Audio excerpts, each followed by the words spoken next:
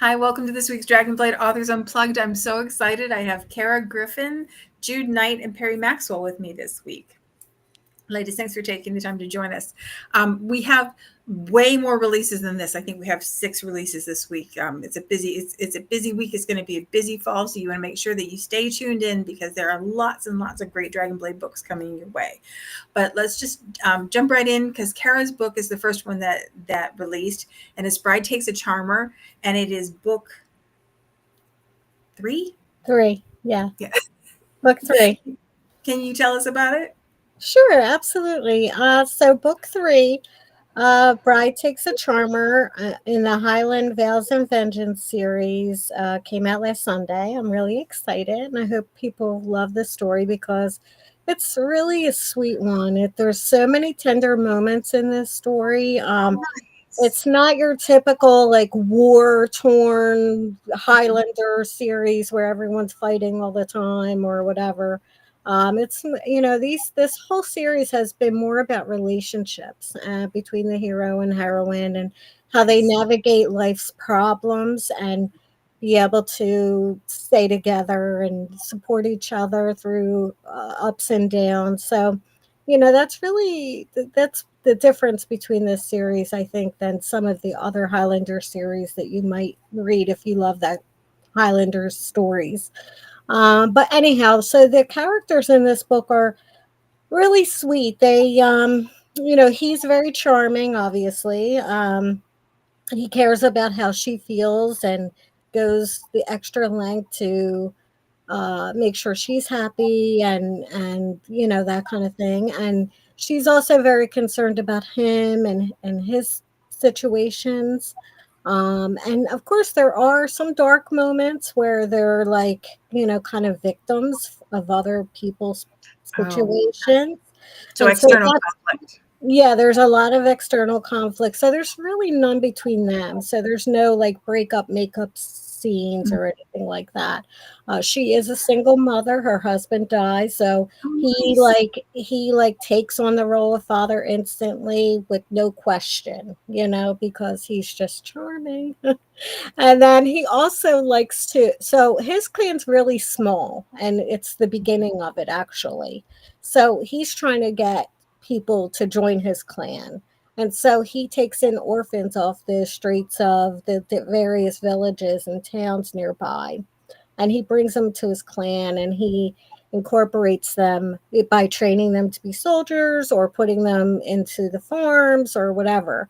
And that's how he builds up his clan uh, numbers. So it's a So literal found family. yeah, and so and I'm actually, it's not a true life thing, but basically this clan is very small and it's a sect of a larger clan, right? Mm. So I was thinking, like, how would he have built his numbers up? And so that's how I came up with the idea that he would bring in people and put them to work for him, more or less. But anyway, so throughout the story, he bonds with the children and her, and there's like I said, dark moments where he has to protect her, but she protects him too. And the secondary characters are really awesome in that they're very protective of him because, they're best friends and they're protective of her. And then there's a couple really vile people in it that Mm. really like, you just go, ugh, just I hope something happens to them. Well, don't worry. So, something happens to them. So yeah, that's the story.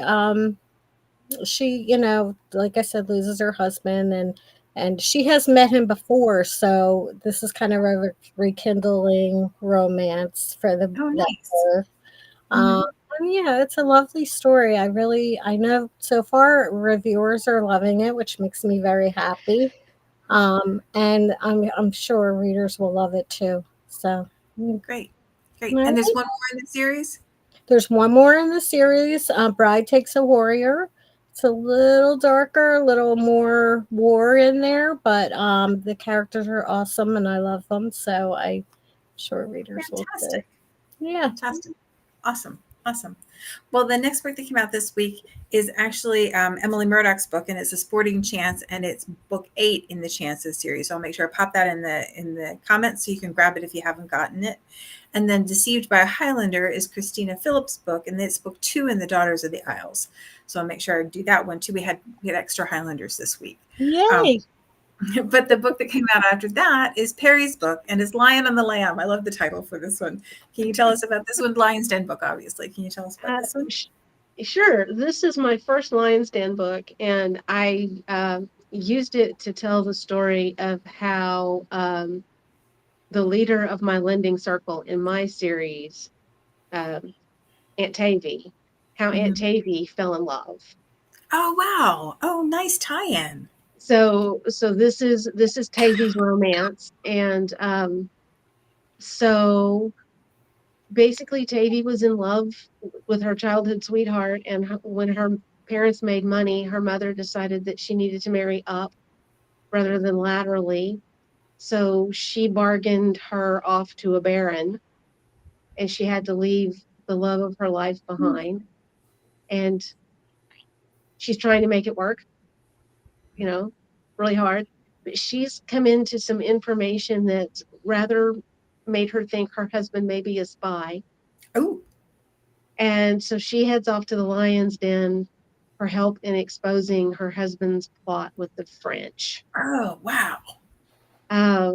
And Matthew, the guy she left behind, since he doesn't have a family to keep him home at night, has taken to helping other business people find people who skip out on their debts.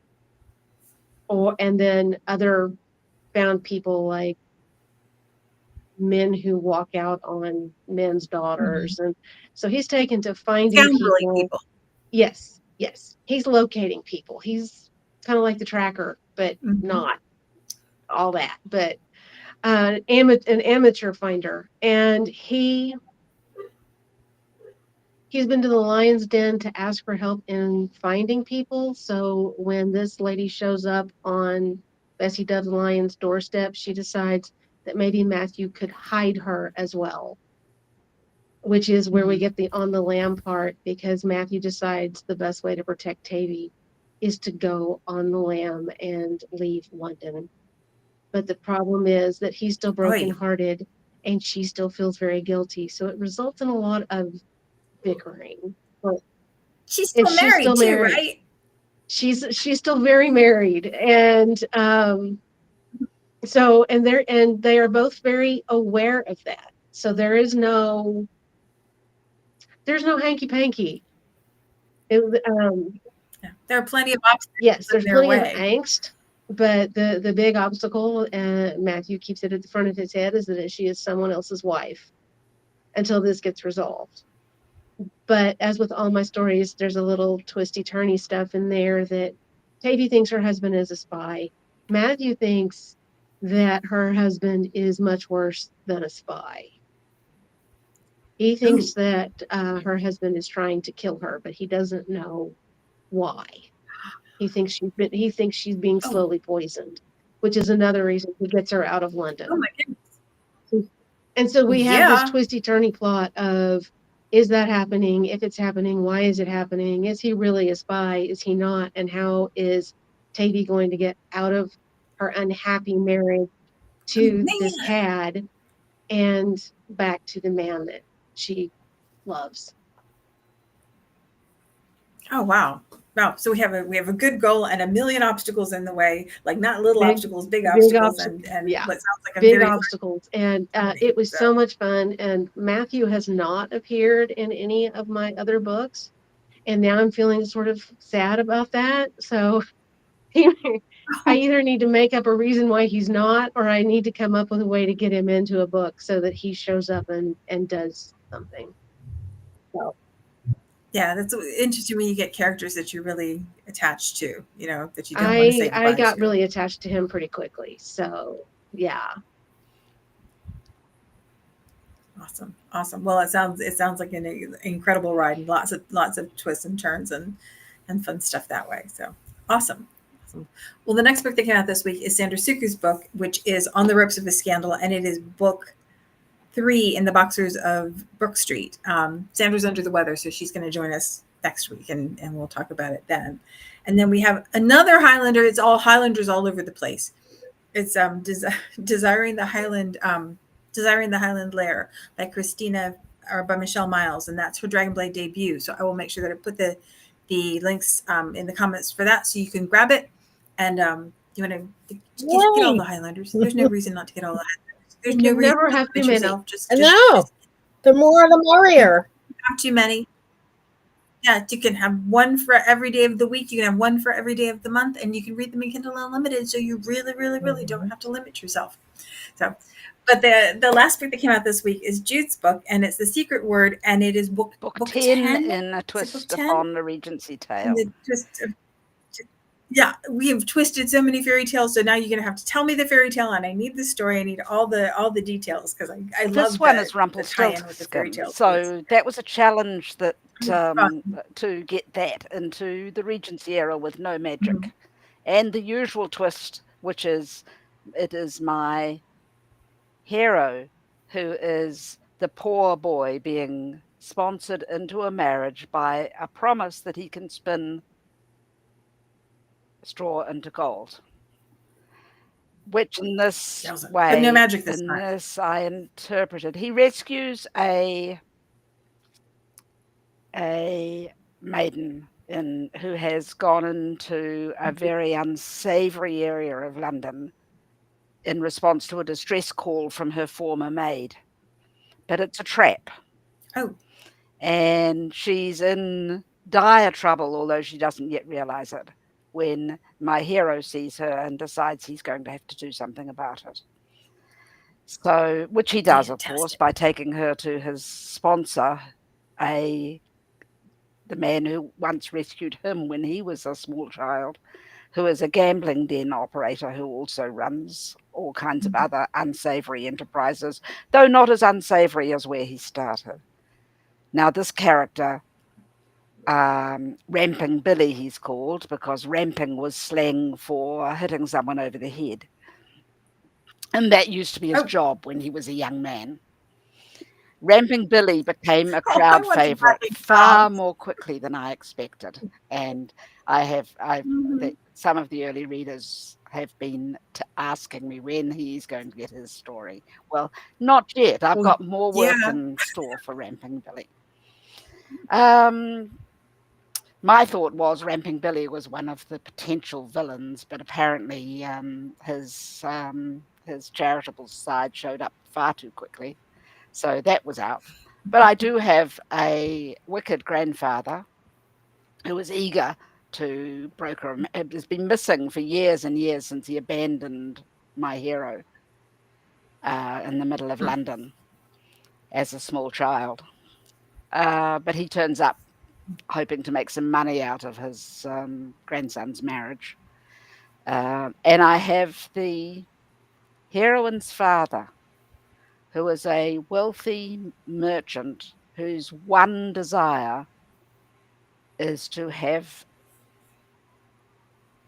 an aristocratic grandson who can be his heir and who can be completely under his thumb. Now, Chris, my hero, and Clemmy, my heroine, Clementine, rapidly fall in love. I love that name. And Chris is accepted by the father as the person that can turn his peasant daughter into a lady, spinning straw into gold. Suffice it to say, they have some challenges. It's interesting to hear what Kara says about her hero, because mine has a great ambition, having been given a chance and an education himself. He is keen to start a school, which will take in charity pupils. Oh, nice. And so part of the story is about how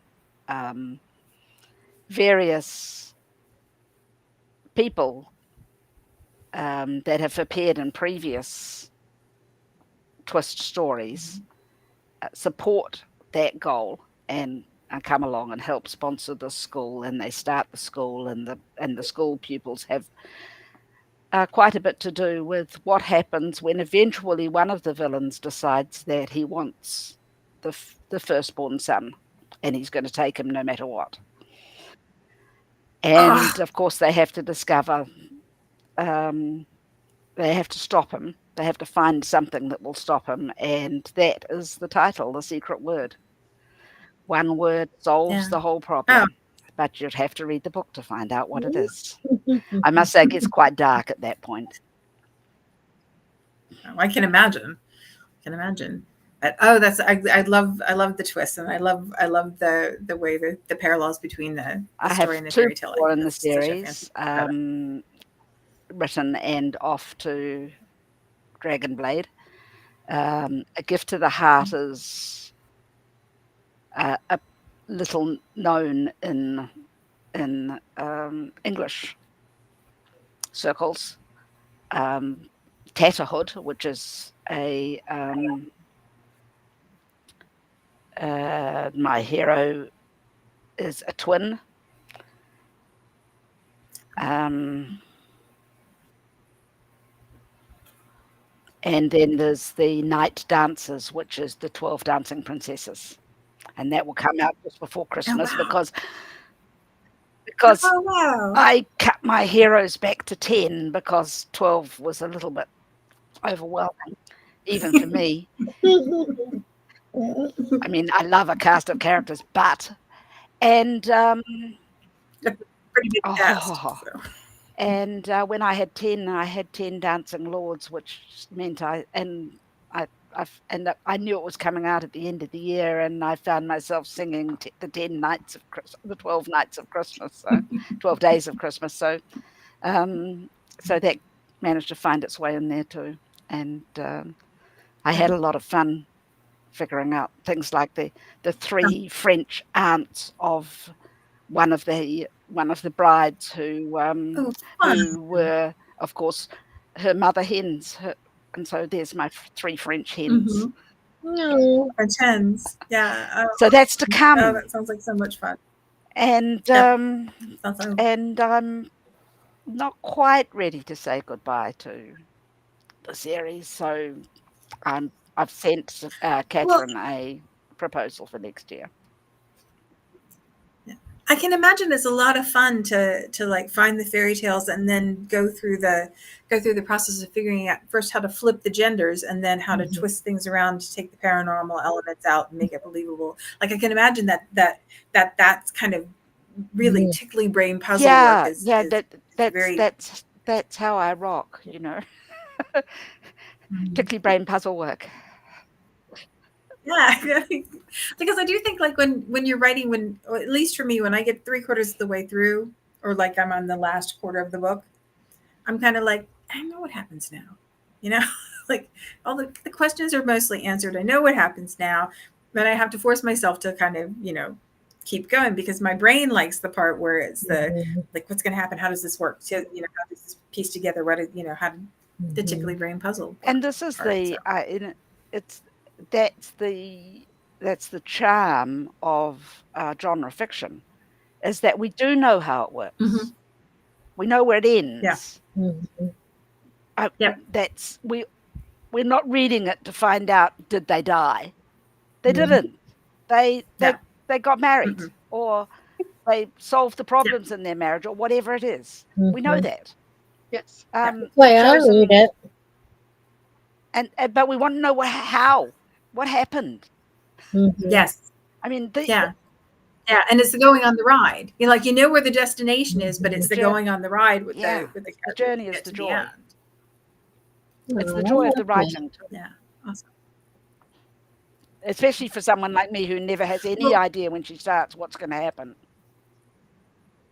So you're total pantser. Me too. I am learning not to be. Oh, good for you. That's hard. I have a kind of modified hero's journey chart that I fill in after about the first 15,000 words, which at least tells me what. By then I know my characters well enough to be able to say what are their challenges, What are their wounds? What problems do they have to solve? What has to happen to them in order for them to grow? Help them to get through the thing. And I never get more than about a quarter of the journey ahead. I'm always going back to that once I've got my first 15,000 words down. So it keeps me on track. I have to look up who said it, but that somebody, I don't know if it was Anne Lamott. It may have been Anne Lamott. May have been Barbara Kingsolver. I'll have to look up who said it. That you only need to see 200 yards. You know, like you only need to see 200 yards ahead with your headlights to drive the whole way to California. And I think that there are some writers who are that way. They only need to see the next, you know, like the next chunk ahead to be able to write to that chunk. So, Peri, you're learning how to plot and not pants all the time? Because I might be able to just look 200 yards ahead, but it's really, really foggy. And I can't actually see that 200 yards. So I went to a weekend conference and found a tool called Plotter, which is a digital storyboard, which lets me lay it out and move it around. And it has all of the different templates in it. So it has Romancing the Beat in it already. But then I can add scenes in between the beats. And that way I'm not always looking at a blank page. I kind of have a map about which direction it wants to go, or I want it to go. And so maybe the page isn't as blank as it has been in the past. And I also don't break a story in the first 3 paragraphs like I did my last one, and then try to write 60,000 words to make that broken story turn out the way it was supposed to. Oh, it was bad. I mean, it was just, I'm in the middle of stitching that back together because it got to a certain point where I'm like, this makes no sense. I could turn this in, but it's a horrible book. Makes no sense. Well, don't turn it in if it's horrible. We don't. I mean, I feel like you're comfortable going on the record saying I'm not turning it in a bad book. I can't. That's not how I want to do things. So yeah, I took it apart. I put it in Plotter.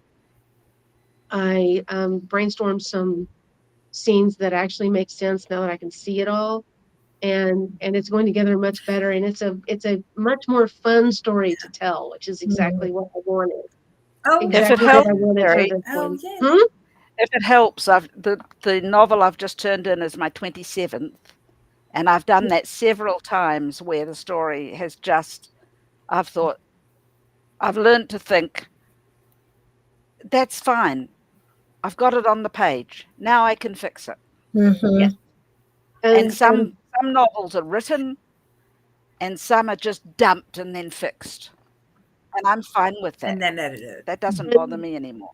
I just started a new book where I wrote like almost the whole first chapter just like from my head. And then when I sleep, I dream about my books a lot and come up with like new ideas. So I woke up and had a whole new opening and I was like, ugh. So then I had to go back and, switch everything around and like make that scene open the way it needed to open. And it's just strange how my mind works because I think like I'm not really asleep. I'm like subconsciously like awake thinking about the story. That in between place. And I write so much better when I'm like in that kind of limbo.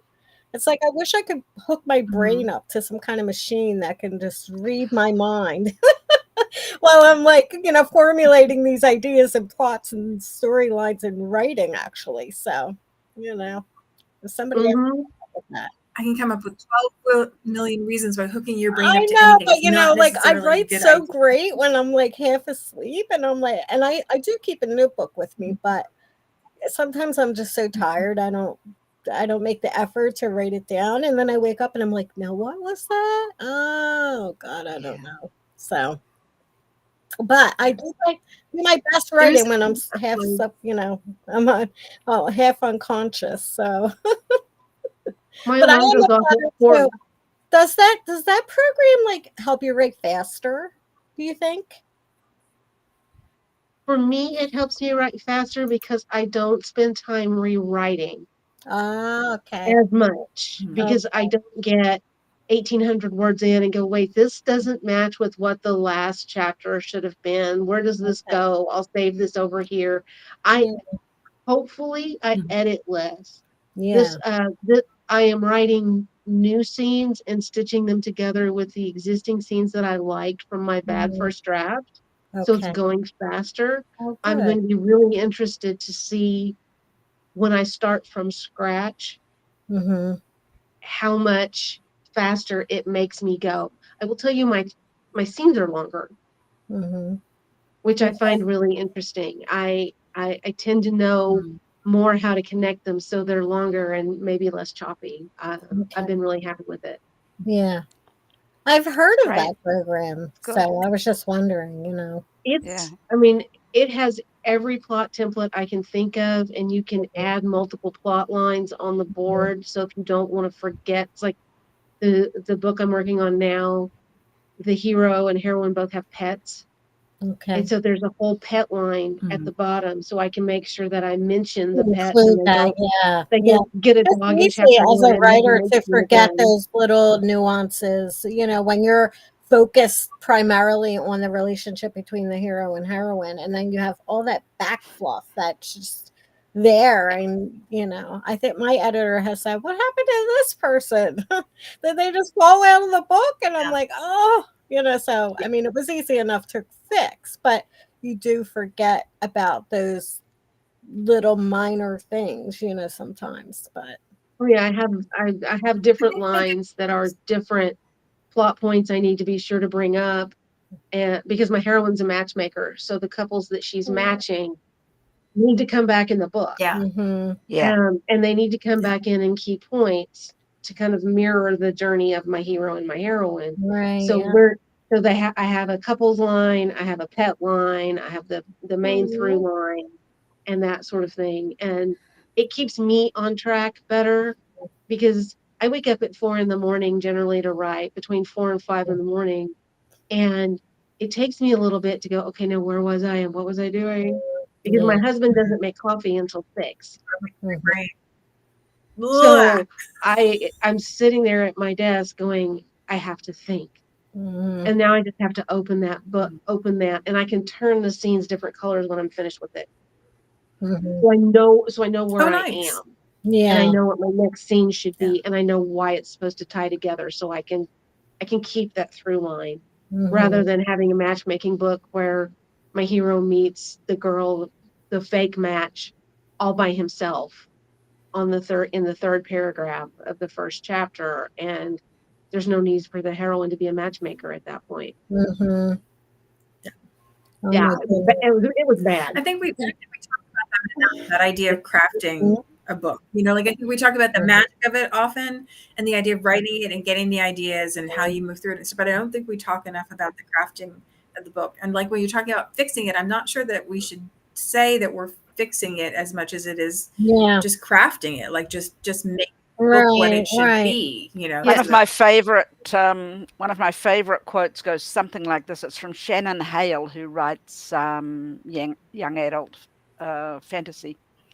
Um, I have to remind myself when I'm writing a first draft, I have to remind myself that I'm piling up sand in order to later make a castle. I used that yeah. quote the other day Yeah. actually because somebody else was mentioning it, and it's like that's exactly what it is. That's Mhm. I exactly know what you should. where I want the Mhm. story to go, and I was doing it a disservice. So to Mhm. be able to go back and craft it into something that will be enjoyable to share with people is huge Right, for me. right. And that's yeah, it's that I enjoy the writing process, which is I Mhm. don't just sit at my desk and write. I have an iPad that I carry Mhm. around with me, Mhm. and in between other things, I'm writing. So I aim at 1,500 to 2,000 words a day, but I Mhm. do that in 300, 400, 500, even 100 words at a time in Mhm. between doing other things. Mhm. And meanwhile, the plot elves that are infest my brain are Yeah. figuring out what comes next. So I find that works for me, but that's not the whole writing process. That's just getting the pile of sand. And so you're quite I right, love the Evelyn. sand part because, well, for me, the sand part is research. And that's my thing. Like I like when I research, I can come up with 50 ideas for my story because I'm like diving deep. Yeah. I want to know what happened at that time and who were the main Mm. players and what did they do and how would this influence my hero and heroine and different, not only different people but places and all Yep. kinds of little like tweaks that I can like incorporate into my story. So for me, research is like that sand, where I'm like pushing it around and I'm trying to like build it up into a brick so I can add another brick. So but Yep. it's Agree amazing with that how our too. minds spin everything. I'm And totally. I think that's particularly so with historical because Yeah. research is so much a part of what I mean, Yeah. I know it's part of science fiction and Yeah. contemporary as well, Right. but the history has to be plausible and touchable. Mm-hmm. Mm-hmm. I Mhm. love it. It's my It can't. favorite part of writing. Like for me, I get excited when I first say, okay, I'm going to write a book about this. And I go, okay, let's go find out like what I can do, And so for the next 2 weeks, I'm like, looking through books and online and, delving into history. And it's just my favorite thing. I love it so much. I did that with Lion on the Lamb, Ladies, actually, because I had to outsource my history. I have a girlfriend who's a huge history nut. I'm like, I Oh, need something that will get someone from Paris to Britain at this time of year. And she sits there on the phone while we're on the phone, and she says, "Well, Napoleon escaped from Elba right about that time for the 100 Days War. Will that count?"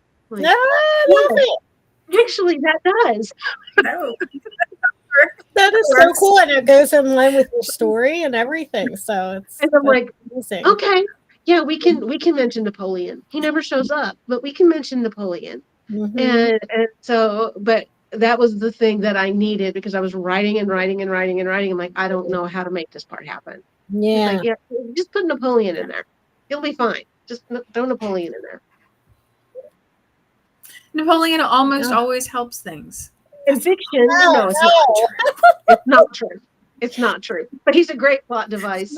He almost always He doesn't complicates really, things, and if that's only good. if he There you knew how go. much he helped people in the future, maybe he would have turned his life around. I don't know. He's still regarded as a hero in I France. think he should not have left Josephine. I think that was a mistake. But nobody asked me. So, ladies, I could talk to you all day. This was a delight. I really appreciate you taking the Congratulations, ladies, time on your to book be with me. releases. Congratulations. Absolutely. Yep. So Absolutely. Well done, I will make ladies. sure I put the links to all the Dragonblade books in, and the links to the books of the authors that we were not able to talk to this week. We're going to start screaming this from the mountaintops because we're changing our price structure. So when a book goes on pre-order, it's going to be a regular 99-cent price, and then it's going to go up. So it's going to be really, really important for you readers to watch the Dragonblade social media stuff, so you know when the books are going up on pre-order, and then jump like a cougar, like ride with the fear, Ricky Bobby, jump like a cougar and get the book right then. Don't put it off, grab it right away. But if something happens and you don't hit that window, you can always read in Kindle Unlimited. So it's still a really big deal. So, Thank ladies, you, thank you for Evelyn. taking the time. I Thank really Thank do you, you. appreciate it. Evelyn. Thanks, Ellen.